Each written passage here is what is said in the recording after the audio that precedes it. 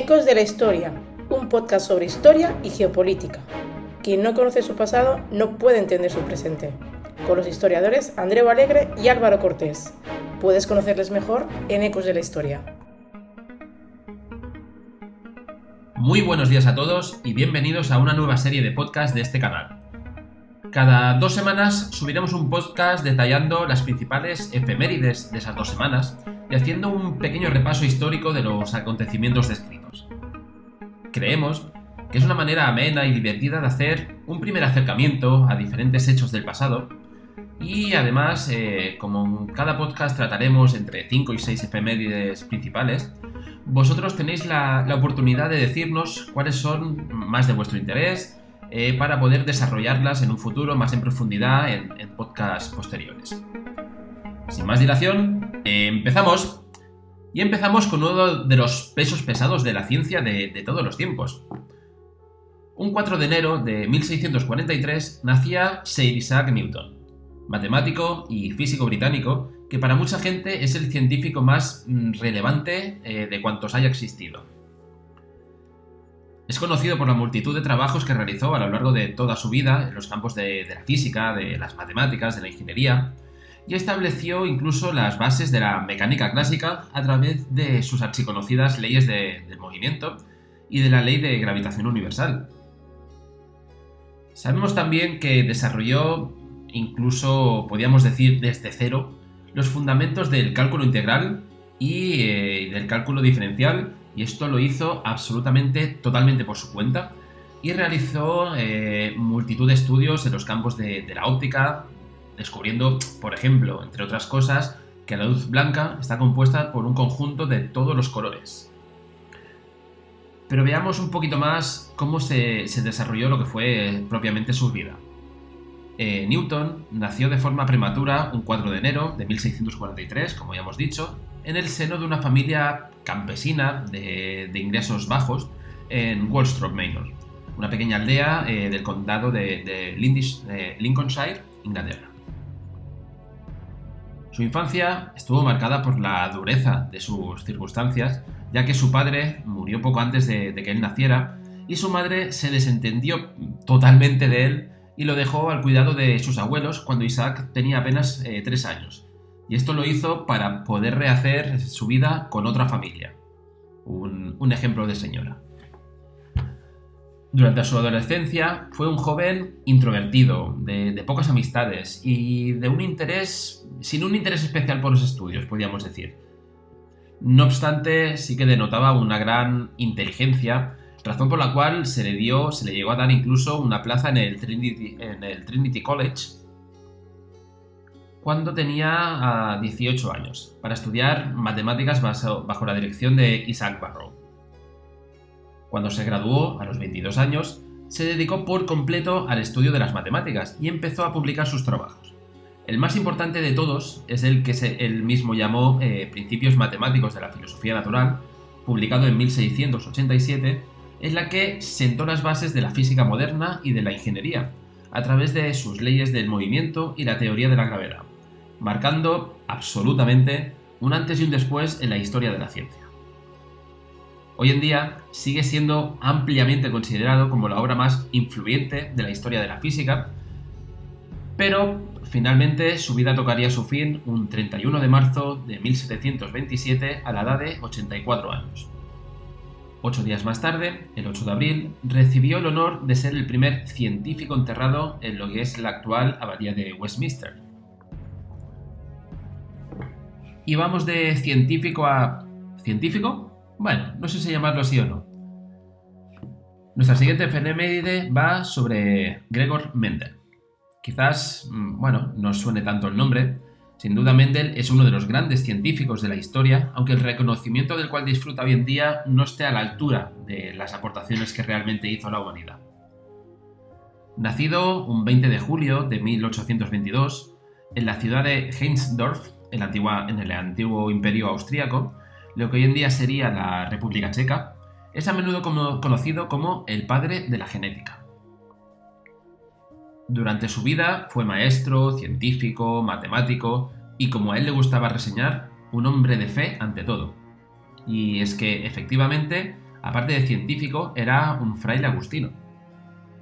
Describió las leyes que rigen la herencia genética por medio de los trabajos que llevó a cabo con diferentes variedades de plantas, especialmente conocidas son sus trabajos con las plantas de guisantes, y su trabajo llamado Experimentos sobre híbridos de plantas fueron publicados en 1866. En estos trabajos denominó caracteres a las características fenotípicas, vamos a llamarlo así, es decir, a la apariencia externa de las plantas. Su real mérito, radica en que se dio cuenta de que en sus experimentos siempre ocurrían variantes fenotípicas en proporciones numéricas simples. Y bueno, ok, es verdad, quizás unos experimentos con plantas de guisantes no suenen tan espectaculares como los descubrimientos de Newton que hemos visto anteriormente, y lo mismo le ocurrió a la comunidad científica de la época. No fue hasta aproximadamente unos 30 años después de su muerte que otros científicos redescubrieron los trabajos de Mendel y sobre todo formularon un sinfín de teorías que, a través de estos trabajos que siguen vigentes en la actualidad. Si los estudios elaborados por Mendel no se hubieran sentado las bases del conocimiento actual sobre genética, rasgos hereditarios, genes, sin duda, un visionario. Seguimos con la tercera efeméride y ahora vamos a hablar de otro auténtico peso pesado, y estamos hablando de que en estas primeras semanas del año recordamos sobre todo a muchos científicos. Todos, absolutamente todos, hemos escuchado el nombre de Tesla, aunque solo sea por la marca de coches que lleva su apellido, precisamente en honor a este gran científico. Pero veamos en detalle por qué Nikola es uno de los científicos más prolíficos e importantes de la historia de la ciencia. Nacido un 10 de julio de 1856 en Smiljar, una ciudad actual de la actual Croacia, que por aquel entonces era parte del Imperio Austrohúngaro, Tesla siempre demostró unas dotes intelectuales fuera de cualquier estándar. A pesar de esto último, y víctima posiblemente de sus circunstancias, nunca llegó a terminar la carrera de ingeniería eléctrica, ya que después de la muerte de su padre se vio obligado a trabajar en puestos de poca cualificación, en puestos menores, para poder subsistir. Después de varios empleos, consiguió un puesto para trabajar junto a Thomas Edison, primero en París en 1882 y después en Estados Unidos en 1884. Sin embargo, en 1886, es decir, 2 años después de su traslado a Estados Unidos, decidió renunciar a su puesto en la empresa de Edison, puesto que las injustas condiciones de trabajo y el trato que éste otorgaba a sus trabajadores en general y a él en particular no eran soportables. Fue en ese momento, y gracias a la ayuda de un filántropo inversor llamado George Westinghouse, que Tesla dedicó todos sus esfuerzos en desarrollar su visión de la corriente alterna y patentar los hallazgos que de ésta se derivaron. Estas patentes fueron sumamente importantes, ya que le permitieron sufragar todas sus investigaciones posteriores e invenciones, llegando a registrar a lo largo de toda su vida más de 300 patentes en total. A pesar de lo prolífico que fue como inventor, no le llegó el reconocimiento que se merecía en vida, muriendo un 7 de enero de 1943 solo en una habitación de un hotel de Nueva York a la edad de 86 años. Esta falta de reconocimiento ha sido ampliamente debatida. Algunos aluden a su extravagante personalidad, otros a que muchos de los inventos que patentó estaban demasiado adelantados a su época como para poder ser realmente apreciados.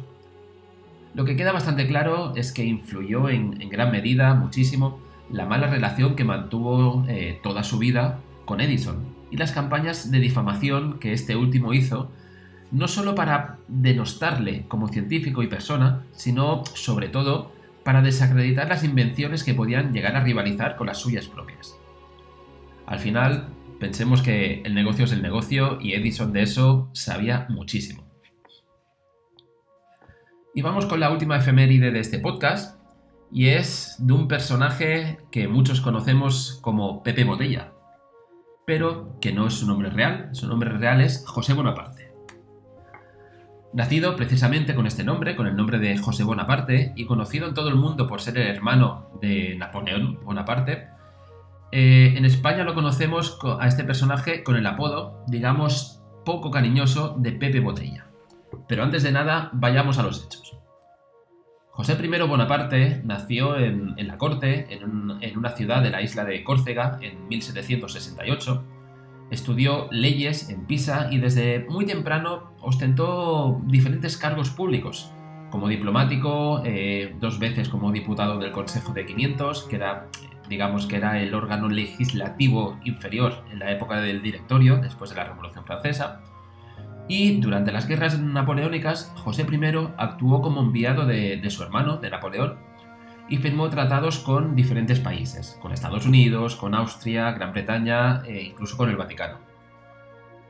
Fue embajador en Roma en 1797 y contribuyó a la preparación del golpe de Estado dado por su hermano el 9 de noviembre de 1799.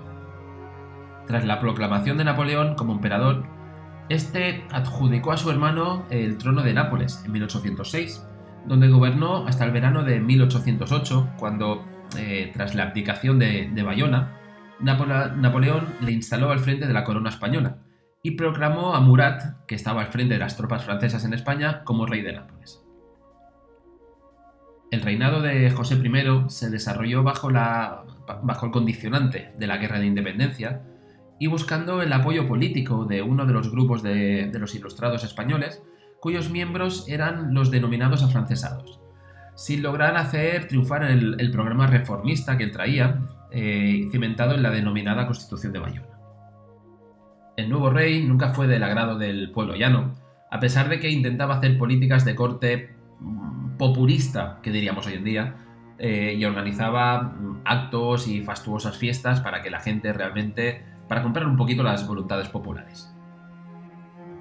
Pero, después de las sucesivas derrotas en la Guerra de la Independencia, especialmente las de Bailén, Arapiles y Victoria, y la firma sobre todo del Tratado de Valençois, José Bonaparte se exiliaría a Estados Unidos y luego posteriormente iría a Londres para finalmente morir en la ciudad de Florencia en el año 1844. El porqué de su apodo es fácilmente deducible. Se dice que su afición por el alcohol sobrepasaba cualquier límite de la ingesta por diversión. De los años de su reinado surgió una de las letrillas más famosas, que si con vuestro permiso, yo creo que es una buena manera de finalizar este podcast. Os la leo. Salud, gran rey de los rebeldes gentes. Salud, salud, Pepillo diligente. Protector del cultivo de las uvas y catador experto de las cubas. Hoy te celebra mi insurgente mano, desde el grandioso emporio gaditano. Y sin quebrarme mucho la cabeza, al momento tropezará mi pluma con tus raras cualidades. No llenaré el papel de las variedades como hacen a tu lado necios aduladores, de tu persona y denigrado trono, que te dejan corrido como un mono, celebrando virtudes que no tienes, y corona en tus sienes, con laureles de Marte o bien de Apolo, cuando el tirso de Baco aspira solo. No me digáis que no se tenía arte en esos días para insultar con solemnidad en poco más de 140 caracteres. Ya está aquí el primer episodio de Efemérides de la historia. Una vez más, recordados un poquito lo de siempre. Si os ha gustado este podcast, no olvidéis suscribiros para no perderos ninguno de los que subimos y dejarnos un comentario con vuestra opinión o sugerencias para futuros temas.